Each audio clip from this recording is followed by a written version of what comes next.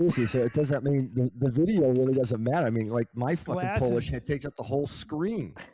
The glasses like reflect the screen too. Like we are definitely not video ready. I'm going to tell you that right now. No, yours too. I don't know if I don't know if I'll ever be video. I can ready. read your emails off your glasses, bro. That's not porn. It's ancient art. I'm reading all Sean's recipes that he's working on. What do you mean rub the meat with what? Beef. Wait a minute. Wait, you're making a cherry ambrosia this weekend? Absolutely. Hey, it's I'm getting ready for Easter. The big feast, the one true feast. Anyway, but as you can tell, Scott's audio is a little weaker because yet again, his commitment to high quality podcasting remains. He's joining us from the Jayhawk State. What are you doing out there, Scott? Why don't you let our listeners know? Rehab? Right. But it's gas station hot dog rehab. It's a whole program they have out here. Right, there you go. Right. And his video, which way he sits, like when he looks, if he turns one way, his video is crystal clear, and then when he turns, it's like completely grainy, and then the other. Right. So just keep turning your head. This is what happens when you mess with the occult. It's like Max Headroom. I'm Max Headroom out here. So just family visit out here, seeing my mom, seeing my brother, a little traveling out here and see how everybody's doing and, getting away from the land of Lincoln for a couple days. And there you go. What part of the fleet did you bring out there? What part of the Thorson fleet did you bring out there? I just drove the car, it was a little quiet time and, me and Joel Osteen riding across the high plains. And there you go. Like your commitment to your Lenten commitment, as you said. I got a hunter that says that says he buys another car when he's down there. But it's just like when Christ was in the desert. It's like when Christ was in the desert, Chris. Like Scott's being tempted with every hot dog and truck stop sign on the way, and the devil's like just sitting there, and then he can't get Scott at a hot dog, so he's like, "We're gonna go ahead and go to the lion's den." Man can live on hot dog alone, I guess. Right. No hot dogs on the way out, and like right before I was leaving, Chrissy's literally like, "Do not buy anything while you're out there. Don't buy a car, a jet ski, some random thing that I'd need to leave on my brother's driveway for a month till I can come back out and pick it up." Right. Something like a log splitter or something like that. I had to get it. It was a deal. I mean, I had to get this. I'm just looking to get a hitch on the back of a Taurus right now. You know what I mean? Right. Yeah, I'm at U-Haul. My car doesn't have a hitch, but I'm getting one put on. And she sees the credit card. Why are you getting a hitch put on the car? Don't worry about it. Why are you at U-Haul? What? Why are you spying on me? But actually, I buy the log splitter, but I strap it to the roof of the car, like those people that have mattresses on the car, and I just drive all the way. And you're riding with one hand out with a glove to hold it down. Right. The Kansas State troopers like, is that a log splitter? I don't think you got that secured right, and you're like trying to badge your way out of it. Like, yeah, come on, it's cold in Illinois. It's right. And it's only tied to the roof with the twine that you get at Home Depot, and it's going through the door, like across the roof and through the door. You got to jump out of the window. You can't open the door like you throw it, and you're like, oh, I forgot. I didn't think this through. I brought the twine through the window. Shit. It's like you see those random couch cushions or mattresses and things like that on the road. You're like, wood splitter. Oh, Scott went past here, I see, huh? Yeah. There you go. Right. Anyway. Yeah, but at least you can buy ammo out here. You can buy ammo out here without a FOID card, which is nice. So I feel a little more American, Yeah. That's good. That's good to hear. Yeah. The great stories that you find, again, he's not off his game at all, Chris. Like, this is like, I'm just pumping him up for his next eval for you. Right. Chris writes your 3 Cops Talk annual eval. So I'm trying to give him material for it just so it helps him out. Scott always finds us great stories, and one of them that came to us comes from L.A., and it involves an officer that was actually terminated and arrested. Yeah. And faces jail time for work comp fraud, insurance fraud, as we know. We investigate a lot of insurance companies do that to you. Work comp is common in the law enforcement world because we do dangerous things sometimes. And what's also common is guys that are like, hey, how can I possibly make some money off of this process? For the rest of my life, right? For the rest of my life. And Scott, if you can kind of give our folks, as you always do, a good like kind of background on this cat, that'd be great. Well, it harkens back to my days before the police when I used to work like these private investigation jobs, and I used to be out there in the van, getting pictures of the people that are supposedly they, twisted their ankle at work and they can't walk or can't do anything, and then they're carrying a mattress up 5 flights of stairs to their apartment or something. So I saw this one, right. right? And I see this, and again, like you said, there's always workman's comp cases and things that are maybe questionable, but this one was like so outrageous because it wasn't just like one of those like, hey, this guy had surgery and they see him carrying a couch with his buddies up the stairs. This guy, he's a cop, and he says he's out on an elbow injury, which you're kind of like, whatever. Yeah. elbow Okay. On injury. duty in I mean, like, 2023. The injury is from 2023, an elbow. 2023 Yeah. elbow injury. So significant elbow injury, whatever. Right. And you've been Right. out for 2 years. Okay. So again, hey, Right. maybe it was chasing somebody. You got, you smashed on the ground and got shattered. I'll give you that. But what is he caught doing? He's caught skydiving. Like, not, It's- Not carrying a mattress, yeah, right. not changing his oils, Not just right. jumping out of a good airplane. right. Right. Right. Not, he had an elbow injury and he's playing tennis, and they're like, wait a second, this is questionable. But no, it's said he okay had- because he's got that little band on. Yes. He's got that little. Oh, that's severe for He's doing that tennis Costanza where elbow. he's like, I banged my arm and now it just does this all the time. He's doing that Costanza thing.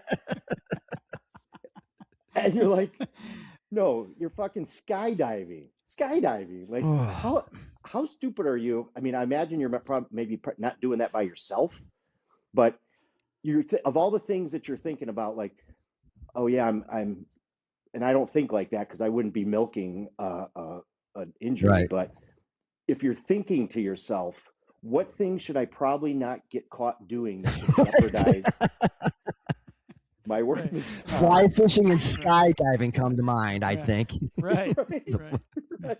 Right. But I mean, again, how do you get caught Right. skydiving? It's like Oh. 10,000 feet, Right. and That's you're an even landing in the crazier middle of story. this big, massive field. Like, did you film it and post it on social media? Did Oh, I people bet know about it? 100% It's he just like, did. were you dumb enough to not figure out that Jake from State Farm, Limu Emu, and the bird, plus Flo were in the fucking stick you were jumping out of the plane with? Or, hey, where are these two new jumpers we got here? Like, wait a minute. You're like, The guy he's jumping with has a red polo shirt and khakis. Wait a minute. it's like, I mean, you think about that, like, you're like, come on, dude. Like, seriously, 18 years on the job with LA. You got to give some, like when you hit the 15-year mark, you start to get props from people in our profession. It takes a while to get it. Let's be honest with you. Right. But 18 years and you're off for 2 or 3 maybe at this point because it's 2026 with an elbow injury. Again, not negating the fact that he had maybe No, legitimate he could elbow be injury. right. Yeah. But in the same sense, apparently it wasn't legit because they did an investigation on him and that he was arrested for a felony, Right. 2 counts of a felony insurance fraud. He's being held on a $100,000 bail. And if he's convicted in California, which more than likely could happen because he's a cop and we know how, Right. in LA, how they feel about police officers, he could face up to 6 years behind bars. There's nobody coming out and counter protest to this. Like, where's the union at in this or anything like that. So maybe this is legitimate. Maybe this guy is really defrauding. Obviously he's defrauding. He got charged for it. It's got to be proved up. You'd have to guess that there was probably something that, and this happens at times. I mean, there are agencies that investigate their people if they think Right. that they're, and it could be an outside agency or something maybe that the city hired. I would have to imagine there was something that led to some suspicion about what he was doing outside of work. Like, he's doing a Zoom call with HR and they're checking on his status and he's wearing that windsuit.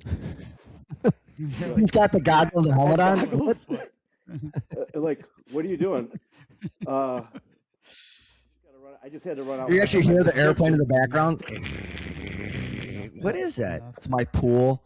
Right. And so I'm thinking, like, back to my days of like following people around on insurance frauds. Like, was there another company that jumped? Like, the guy jumped right next to him, and you're just coming down with the camera, and you're just flying Like, past just them in filming the him, right. sky. or with the iPhone. You're skydiving with the iPhone. I'm sure that's a joke, but there's probably video footage that they use for this because like right. Oh, to prove absolutely. something up, like there's absolutely, because those skydiver guys, that's all they're about. Like you could just literally in your algorithm, you click on one of those, you're just watching crazy shit, like when people's like dental plate flies out because the guy's doing the two-man luge on your back, like what that old, I wanted to jump when I was 70 years old, and you see your teeth come flying out. So there's that's part of that world is filming it. It's like the only people that don't film themselves, like, well, the only people that probably film themselves more than that are the Navy SEALs anytime they do a jump, because God knows that the SEALs got to let you know how high they are nonstop. Right. But like when I went to jump school in the Army, you know, the 5-jump chump that I was in airborne school, like I went through it, and it was like, it's a very involved process. I mean, like you're flying out of like they say, out of a perfectly good airplane. The last thing I was thinking about was like, hey, is anybody getting a picture of this? I wanted to make sure that I wasn't smashing off the backside of the C-141 or the C-130. And like, I want to make sure I land, and I don't want anybody to see this because, well, you don't really land. You just kind of crash and roll, and you do this kind of thing. But it was Polaroids back then, so it's hard to get a picture of jumping.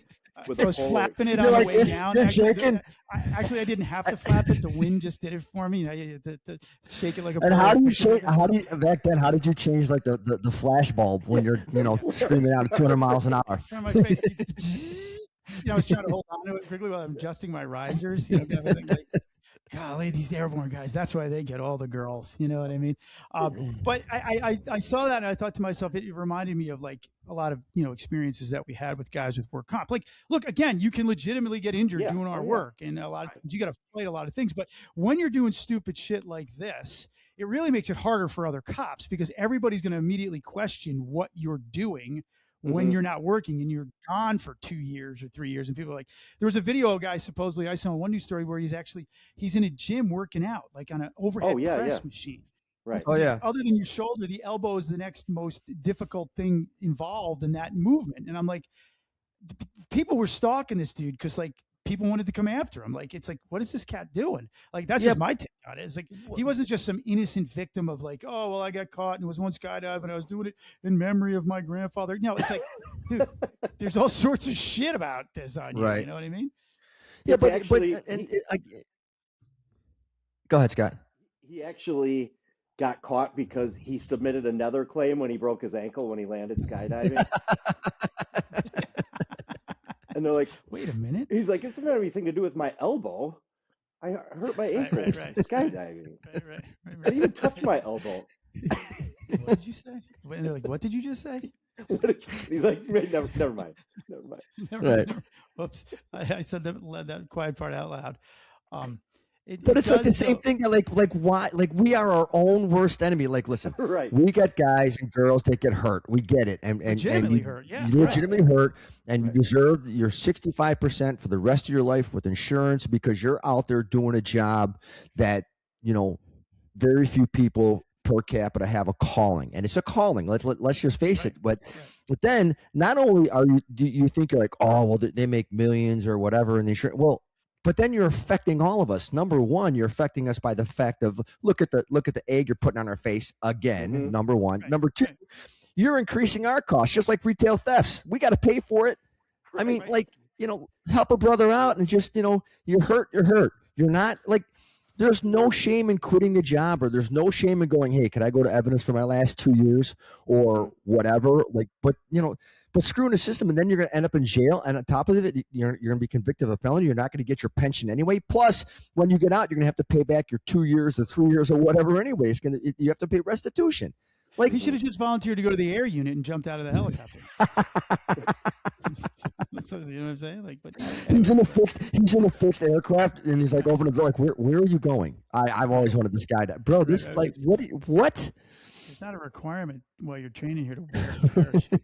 We kind of understand that in a helicopter. We don't do that. Anyway, well, there's a couple more. The Tommy Bartlett Air Show in Wisconsin when he leaves to try to pay back all the money that he owes. He's actually, he's like, but he takes up the water skiing. I was gonna say he takes up the water skiing. He's that water skiing clown that goes over like the ramp with one ski, thinking he's funny. You remember? Oh, Ladies and gentlemen, please give your attention to the hovering aircraft at 10,000 feet. Officer Christopher Carnahan going to do a high-altitude jump with a low-altitude opening.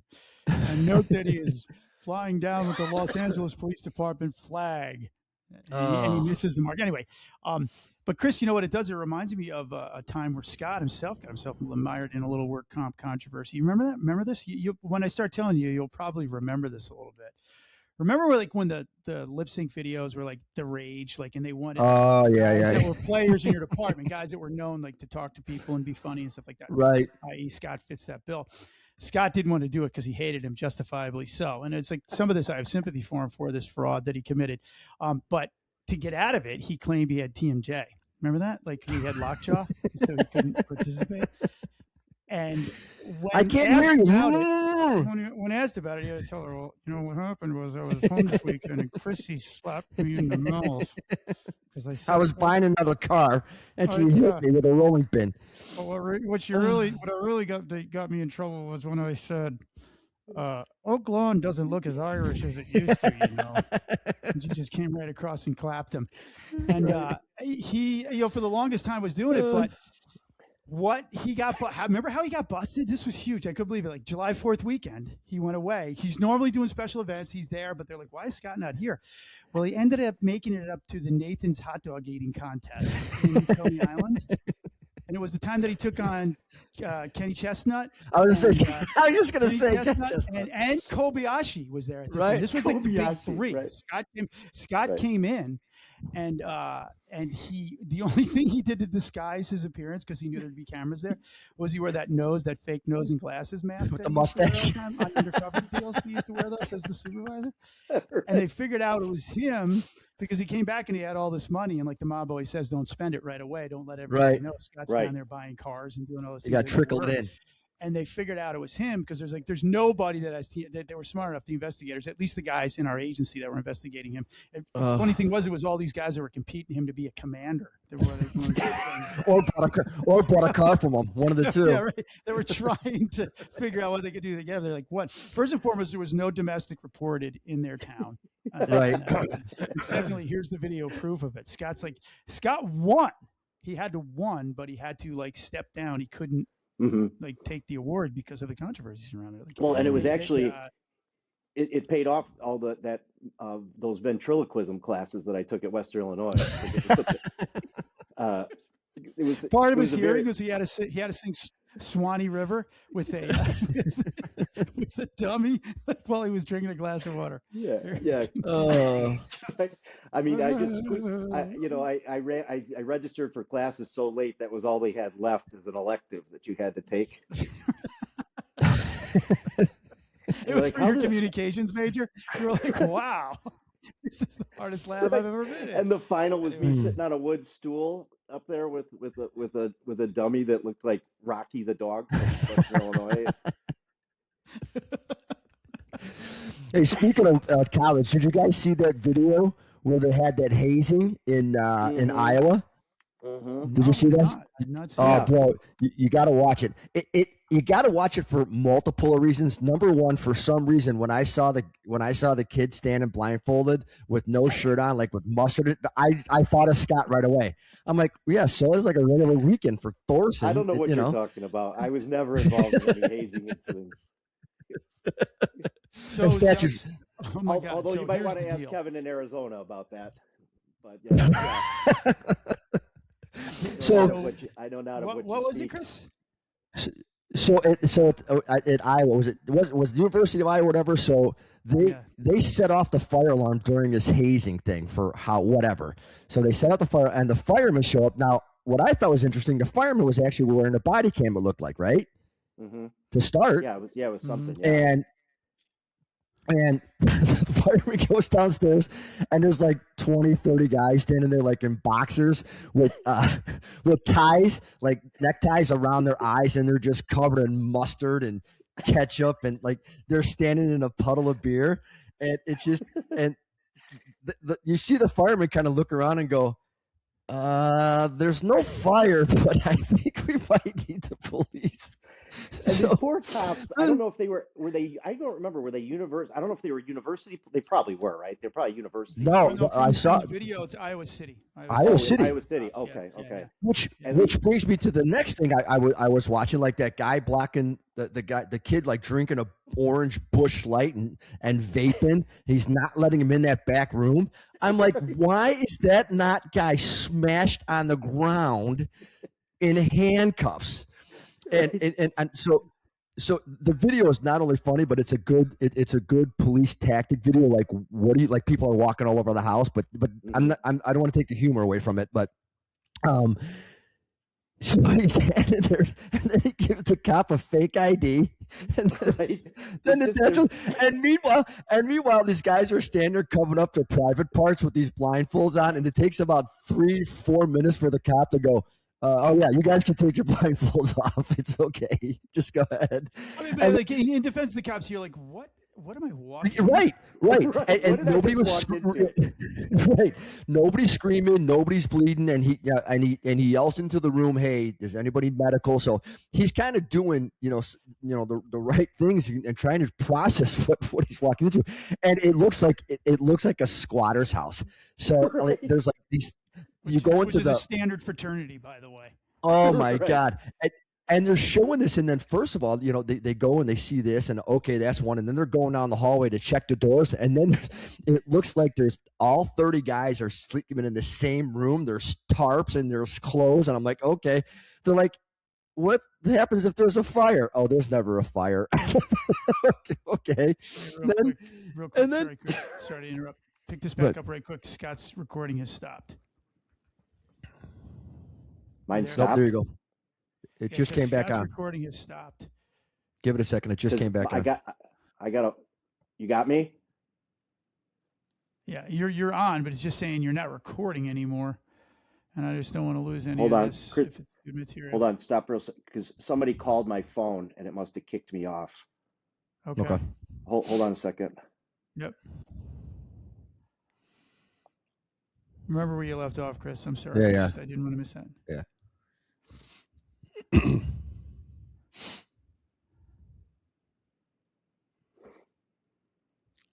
All right, so what do I need to do?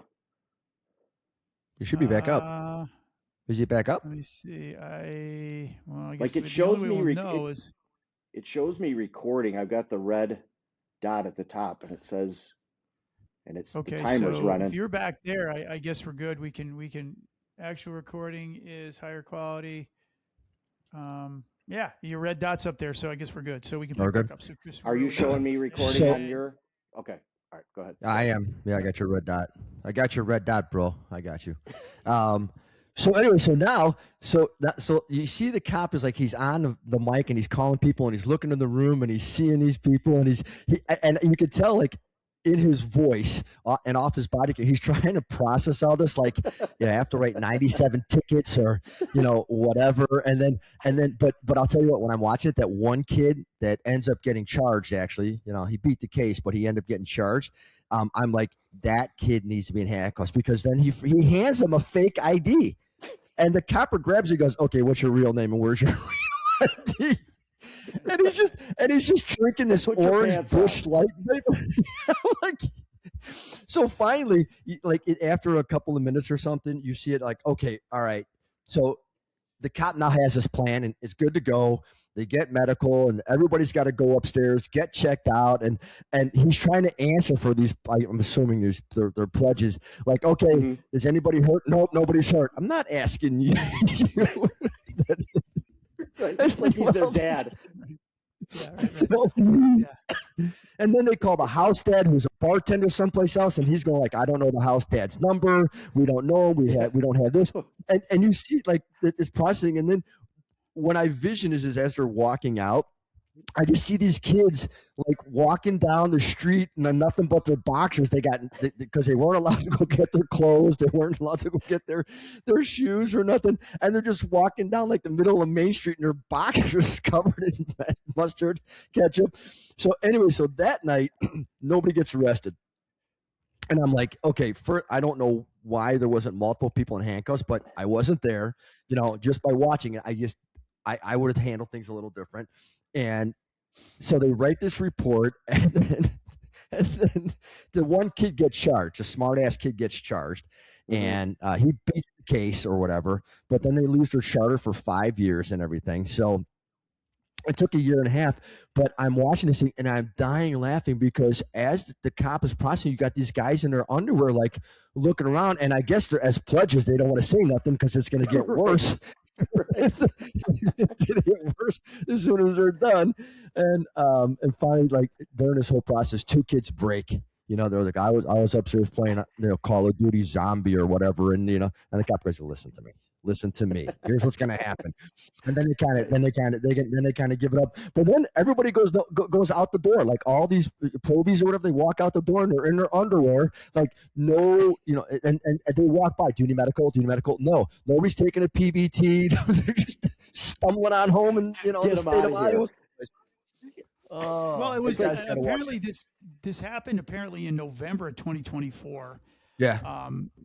56 total male pledges, and they're shirtless, and it's true they're covered in, at least according to the video, they're covered in mustard and ketchup and alcohol you can't verify, but ketchup and mustard, like from the trained eye, is usually red or yellow, everything. And the guy that I don't know charged, what mustard looks like. I don't know. They were all members. They were pledging for the Alpha Delta Phi fraternity. Scott, you're the only Greek we got here. Was that what is Alpha Delta Phi? He's a gamma. Is it like Animal House? What is it? Trilam. I don't know. Trilam. That's it. I'm not familiar with. I'm not familiar with that one. I'm also like the pledges. I don't say anything. Like, I don't know what you're talking about. I was playing Call of Duty. Right. I was playing Call of Duty. The college, the University Police, University of Iowa Police, Hawkeye. My sister's a Hawkeye, so she's gonna love hearing this crap.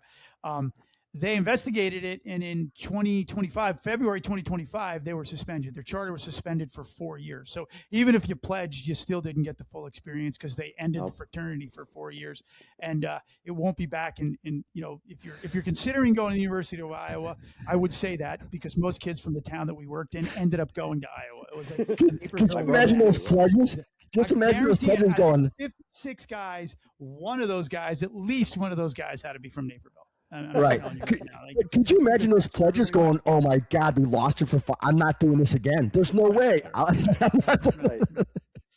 You get like a card. I'm writing the ticket and I'm like, son, listen, wipe the expired coleslaw off your arm before you sign this ticket and get it all over my pen. Right.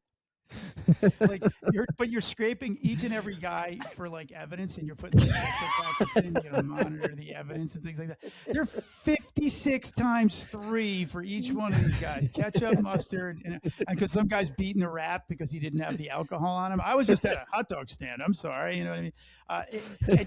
Those are the kind of calls you go to, and you're like, I'm never gonna forget this call for the rest of my life. Right. But the one time you're begging for the assistance from the university police. Like normally when you're out, these university cops showing up, this is going to be a mess. They're going to be all PC, they're going to be whatever. But this is the time you're like, please God, these guys got to take jurisdiction.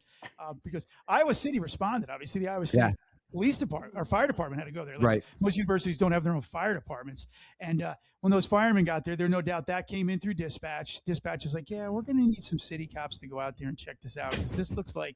And I don't know, maybe in Iowa, it's like in South Carolina, based upon my institution of higher learning, they had to actually create a hazing law and make it a felony, not just for the people that were exacting the hazing, but the people that were asking for the hazing. Like, so you could be a felon for being like, I wanted them to haze me. I'm a glutton for punishment. I can be charged for it because like the big part of this is like, if you don't have any pledges to want to do it, you can't really haze anybody because you know what I'm saying? Like, so how they circumvented it, and it was genius, and it was largely, they said, because of my school, was because people go there expecting it and wanting it, to prove that they can withstand the abuse. Like, what's great about Greek life, the differences between men and women. Women are out there showing you those like like those videos to pledge their fraternity, their sororities, like where the girls are all grinding and dancing with their butts and being over sexualized and things like that. Right.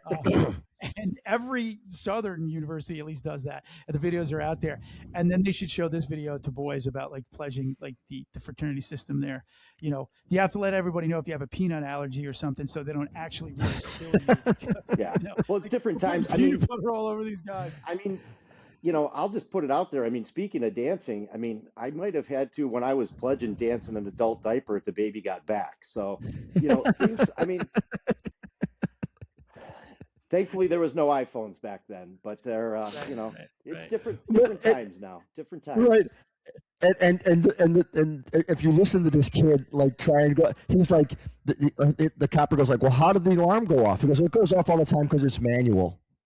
What? The fire alarm's manual? Oh, okay. So you're majoring in business, right? Yeah, the FD was there for a wash down. They actually just were hosing all the kids down, and it was like Tommy Boy at the gas station, and they're just spraying them all down. I'm a maniac. Why is somebody playing Maniac in the background?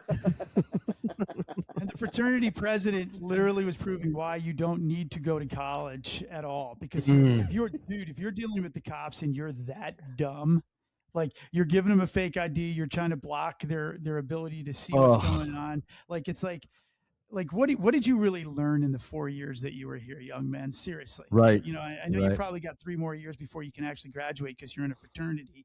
But the bottom line is like you look at that and you go, do we really need college for young men? Young men need to go out and like we need to like I don't know. Trump needs to. You need to hustle. You need to figure out how to hustle. But he needs to have some like kind of crazy like FDR level. We're rebuilding roads and bridges and dams, and every dumbass that thinks he wants to go to college but doesn't really have a fucking plan is going to automatically be signed up for this like, this Trump New World Order type thing where you're building bridges, cutting down trees, working on fishing boats, shit like that. I mean, like the Israeli army. Yeah, it's like the Israeli army. Like you have to, everybody has to serve. You have to go out and, dig ditches, learn some skills. I don't know, do something. Fire a gun, like the girls.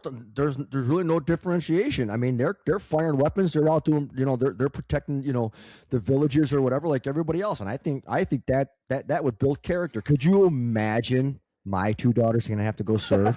Wait a minute. Great. You don't do highlights? What's the haircut without a highlight?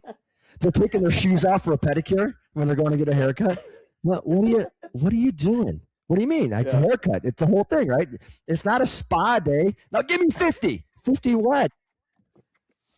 Oh, that'd be fine, dude. Seriously. I mean, they're tough. The military. Both of them, of knowing both of them, the biggest thing that they'd have to worry about is, dealing with boys that have never been exposed to girls like that. That would be the biggest thing. Like, seriously, from my experience in the military, even a pre-integrated military.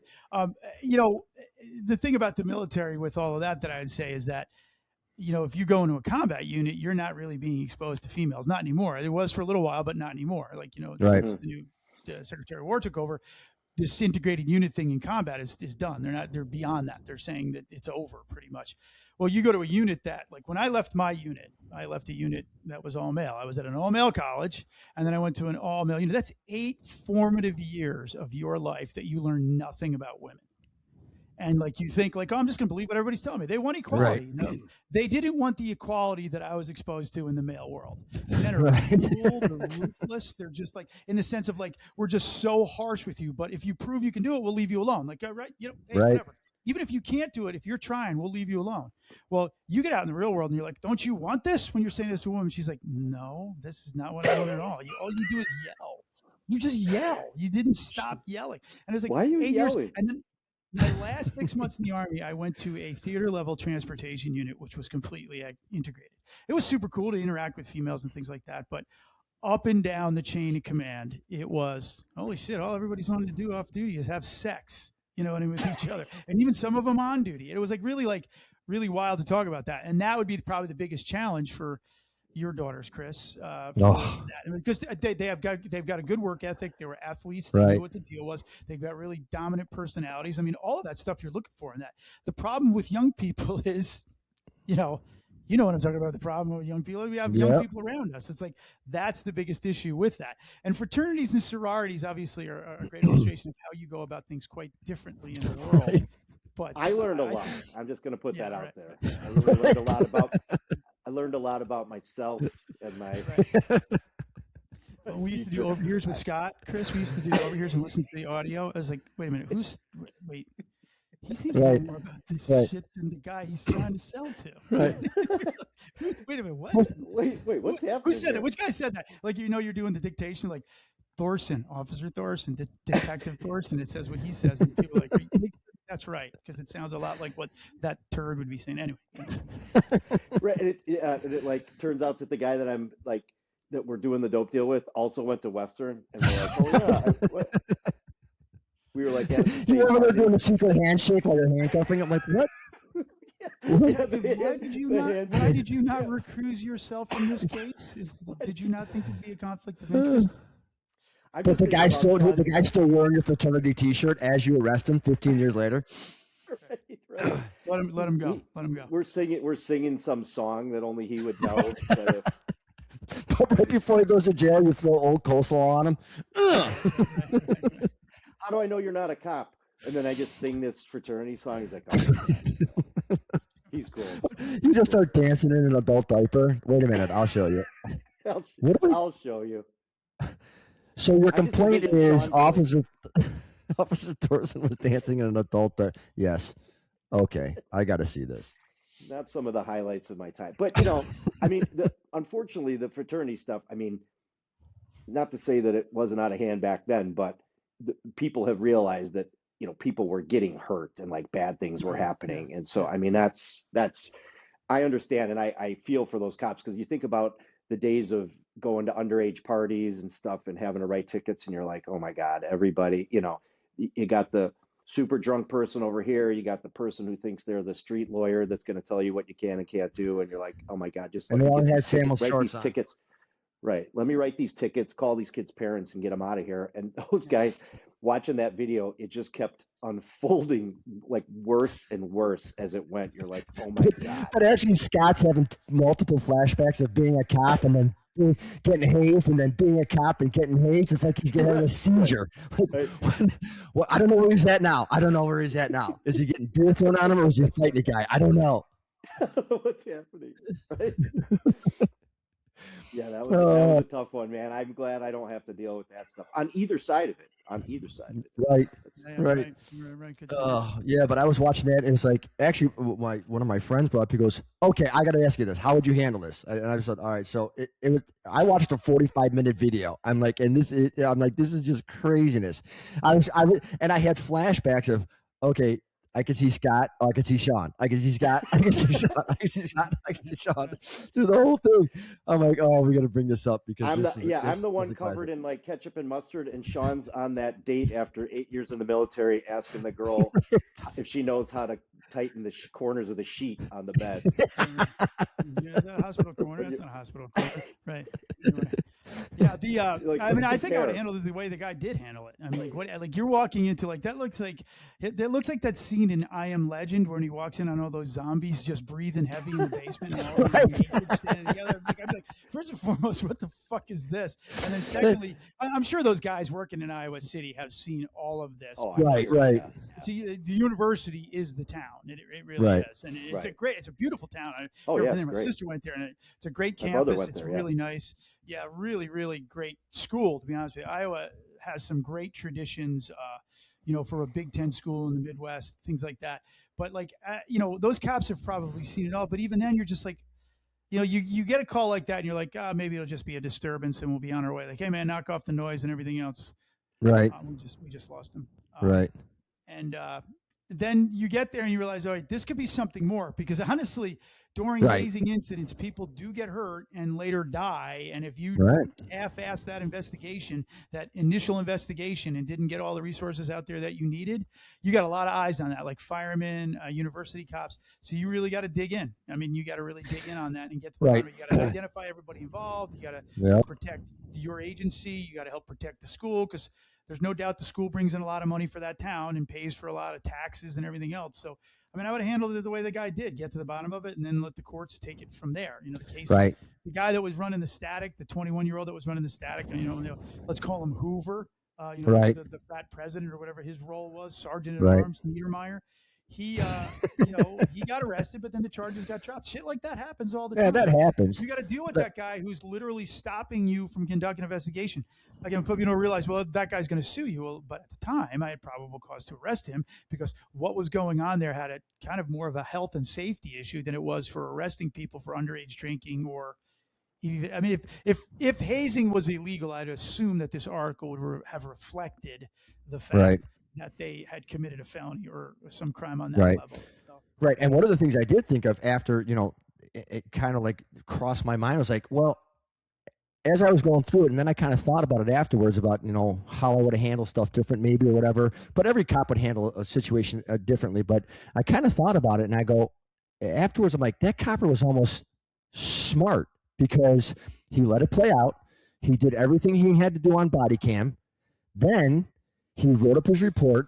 Then he gave it to the DA, and then let the DA make that decision. And then once the DA made that decision, then you go put the habeas corpus on him. So after I thought about it for a little while, I'm like, man, that was probably kind of a smart way. Make sure everybody's okay, go home, identify them, and then arrest the people after the DA looks it over. Right. Once they established that all the kids were safe, largely nobody was harmed. They were all refusing medical attention. Hopefully that's all on body cam. I'm sure it is. Mm-hmm. You get to the next part of it, like, well, what kind of a violation? And then it was turned over to the university police like it should be. And then the Student Accountability Board there at Iowa. And I'm sure that they were getting some directives from Dean Wormer there that says, okay, you're finished. Like double secret probation. You're done a favor. That happened. And again, these are the things that like people don't understand. Like, what do you get from being a city cop? What do you get from being a country cop? What do you get from being a university cop? Mm-hmm. I mean, like university cop, you know what they're really good at?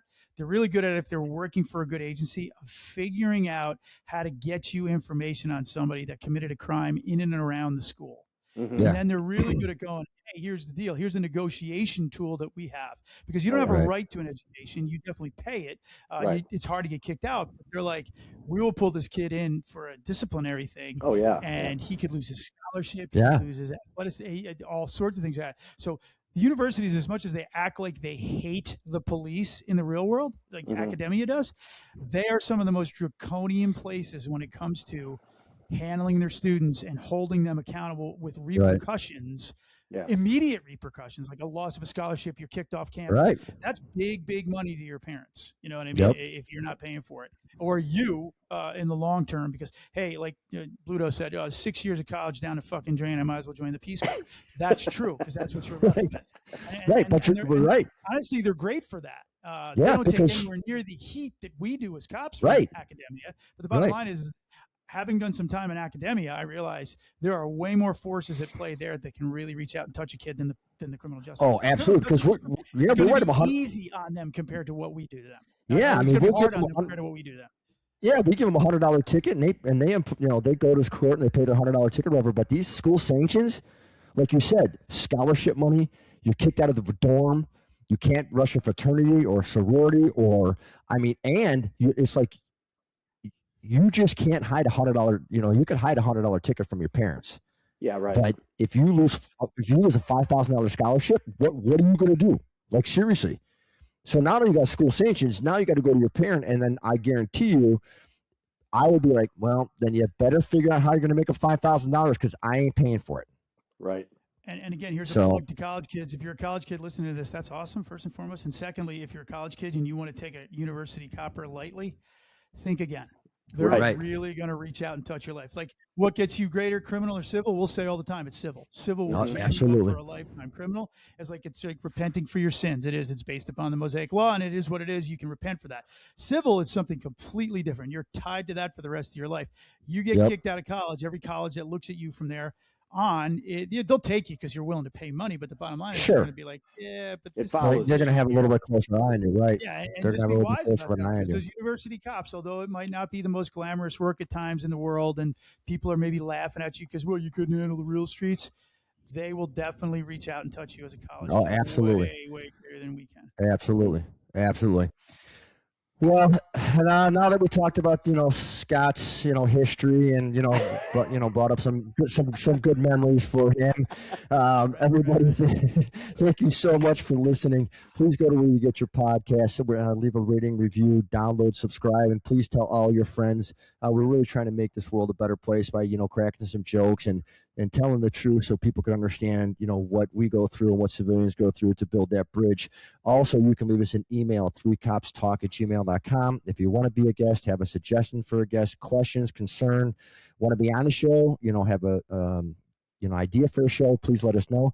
And you can go to 3copstalk.com, get old episodes, and you can leave us an email there. Otherwise, thank you guys all so much for listening. Please spread the word and have a blessed day.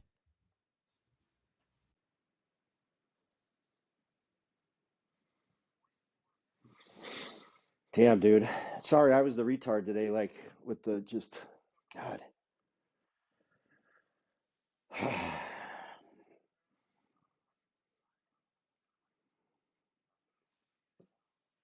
All right. I will, yeah, I'll be back.